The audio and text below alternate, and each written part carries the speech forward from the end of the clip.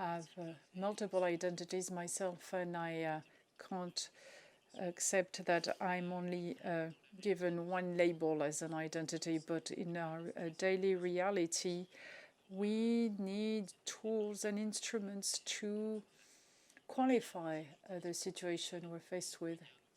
And there's one tool that you necessarily use and that we're all familiar with, which is the Hofstede cultural dimension theory. That is the capacity to cope with what is unknown, collectivist or community versus individualism, short-term versus long-term. I think there are 4 to 5 different instruments like that, and it is very useful because it helps to have more or less homogeneous behaviors to adjust ourselves to the situations. I'd like to have your viewpoint on this. I don't know how to answer this because, well, maybe we are talking about different settings. My job is to try and understand situations, while you are, by occupation, faced with situations where you need to find a pragmatic response, quite often in an emergency setting. So your approach is based on, let's say, procedures. You need a protocol.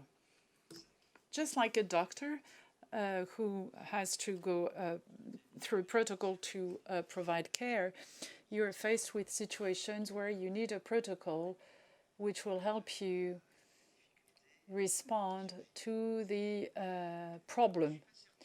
And I am not sure that I would have the same protocol myself. I think that if I were to be in a situation where I would need to respond quickly, the first question I would ask myself is, what about the history of the situation I'm faced with? I will take an example which crosses my mind and which I think has little to do with your daily activities. You remember maybe that a few years ago,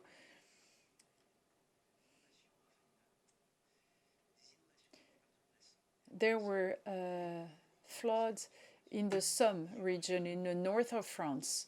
And a rumor started to disseminate in this département, which was that these bastards of Parisians had allowed for an overflow of the Seine River in the Somme River to avoid the same floodings as the one we had in 1910 in Paris.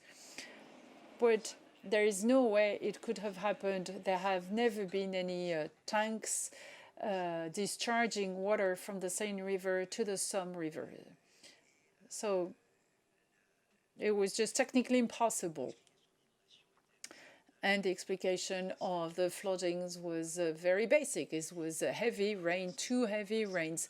But the interesting thing was, why such a rumor? In a Cartesian society like France, you can still have these rumors, such as vampires, as the ones I was talking about in sub-Saharan Africa.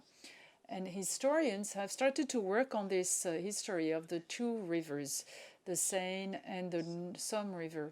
And they came with this assumption, which was that the Somme had never recovered from the First World War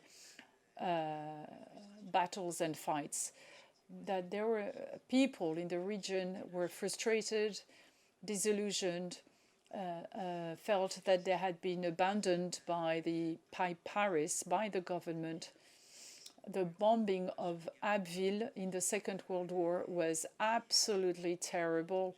And of course, to a certain extent, one might think that the high number of votes for the National Front in Picardy refers back to this historical situation. And the assumption of historians is that this fantasy, this frantic rumor regarding the overflow of the river was what Bergson would be the souvenir of the present, that is, remembering something that you have already lived, a déjà vu feeling. We always have experienced, we've all experienced this déjà vu feeling, so that the trauma memory, where the present will overlap with the history.